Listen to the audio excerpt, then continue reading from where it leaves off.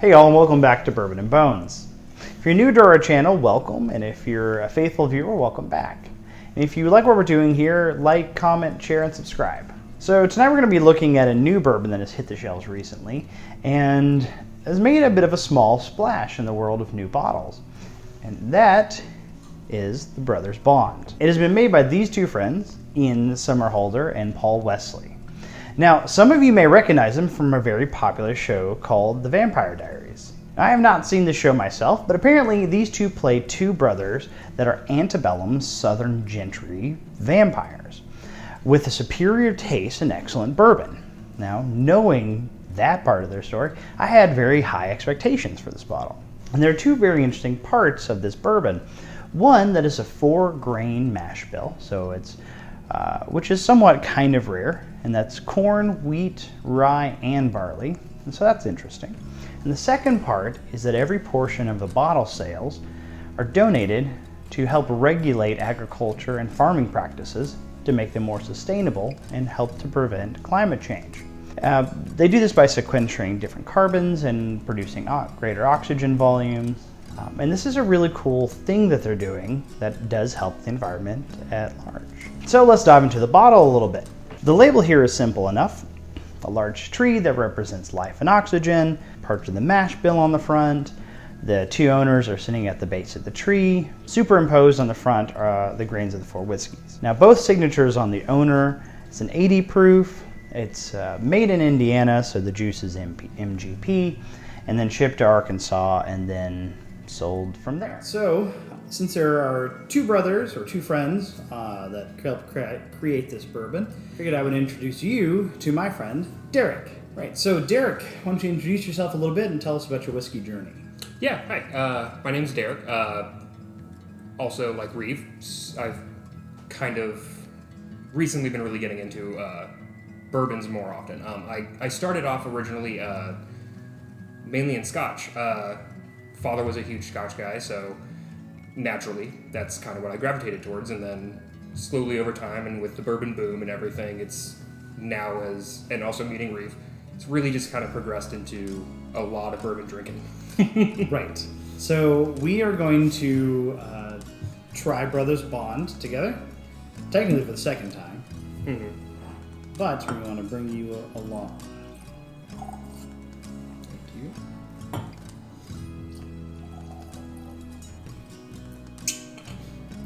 So have you ever seen the show, Vampire Diaries? No, I have not.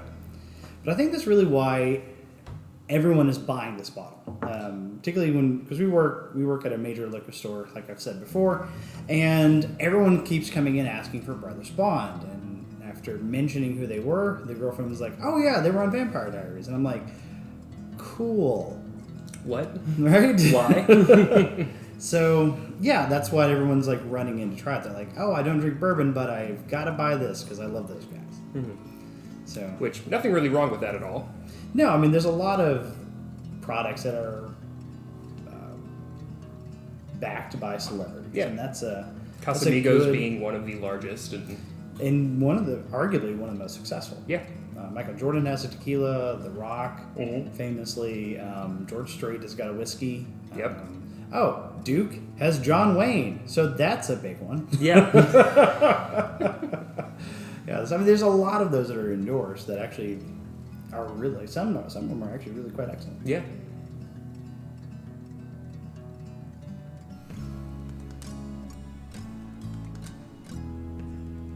So now I'm getting rose petals. It's very floral. Yeah. Little hint of corn there too, but nothing distinctive about it. Mm-hmm. Yeah, like a sweet corn, but kind of more almost like sweet cracked corn. And yeah, you're right. I'm getting a lot of floral notes.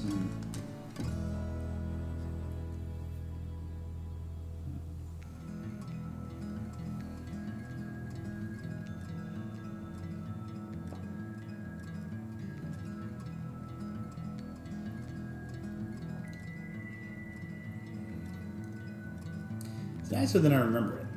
A lot nicer than the last time I had this. Yeah. Yeah. It's so what I'm tasting is I'm getting very soft brown sugar. Mm-hmm. Okay. little caramelishness, but not like a full candy caramel. Yeah. The floral plays a role. Floral's definitely there, Yeah. but it's a lot more reduced. Yeah.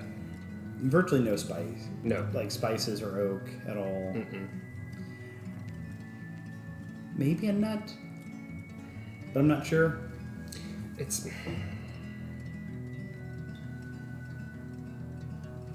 If it is, it's something... It's like a low-fat... It's like a low-fat pecan or something. I don't know how to describe it other than that. Like, there's no oils or anything with it. I love that pecan. But it has that kind of... I know what you mean, though. Yeah, it Yeah. doesn't have full fat flavors. Yeah. Yeah, I can see what you mean by that. Yeah. For sure. It's almost like when you find like a really old cashew at your grandmother's house. It doesn't have a lot of flavor anymore, but it's still kind of nutty. Yeah. Yeah. So I get that. Yeah. All right. So we're going to take a quick break and add some water to this, let our palates to rest, and so stay with us. So welcome back. We are again trying Brothers Bond with a bit of water, and we were actually discussing off camera about the first time I tried this to the first time we tried it to now. And the first time I tried it, it reminded me a lot of Willet Pot Still. Very corn heavy, very sweet, but at the very end it had almost like a green oak funk that kind of twisted it sourly. And then when we tried it, it was Red hot. socks. Yeah. It was very sweat socky Yeah. finish with weird red hots. And so it's very interesting to see how this is evolving. Yeah, and some, like, hotter ethanol. Like, now... Yeah. Yeah. This Almost like a heavier proof ethanol with really young age. Yeah. Yeah. So this actually, the ethanol really is pulled back a lot, which is nice, particularly for an 80 proof, which is it's kind of hard to find ethanol in an 80 proof. Yeah. Seriously. Right. So, we'll try this again with water. Well, I found the socks again. Yeah, those creep back in. It almost reminds me of a blended Speyside scotch. Kind of briny. There's a little bit of that, yeah. Yeah, but not a good quality one. No, it's a little hotter, too, than most blended would be. At least in the... On the nose. Yeah.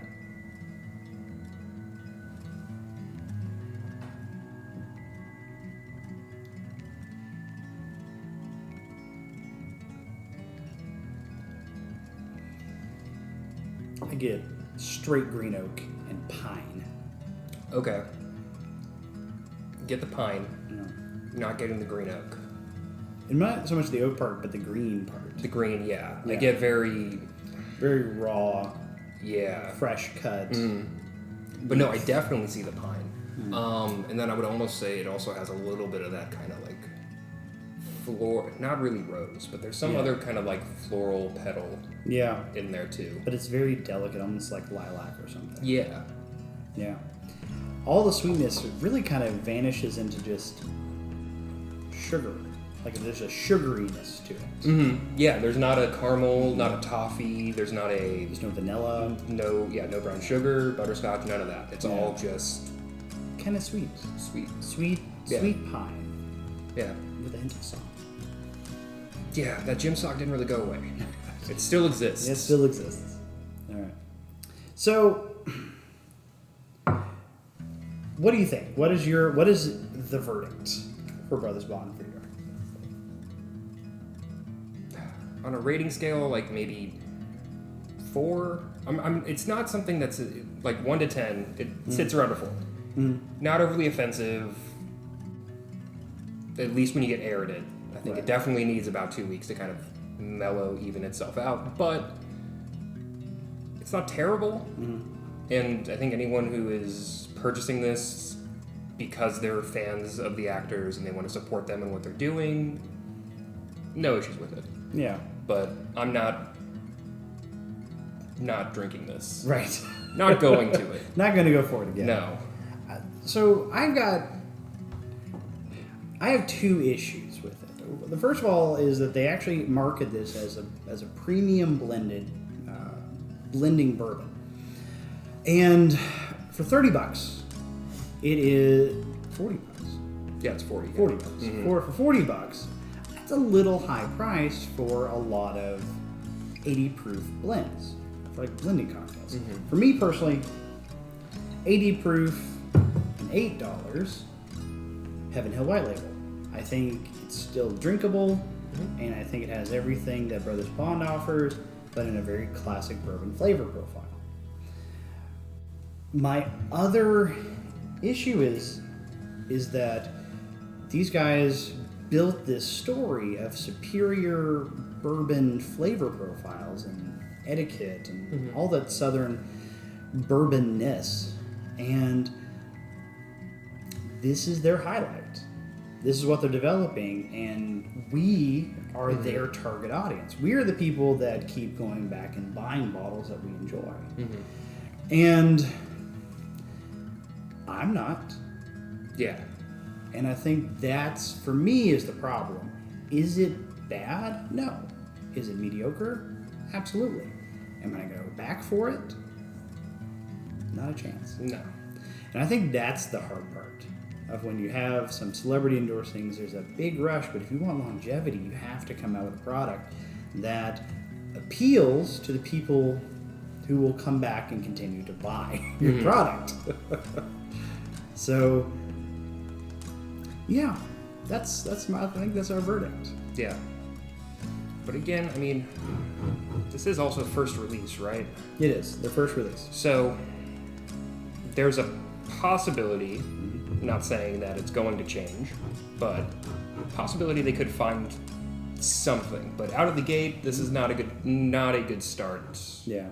To grabbing anyone who's going to be coming back again. And if they come out with like a foolproof or some type of older edition off of their initial, I'm not entirely sure I'd run the risk of spending them extra money for it. Yeah. I mean, if they come out with a foolproof and it's $60-$70, that's a gamble I'm not entirely sure I'm willing to make.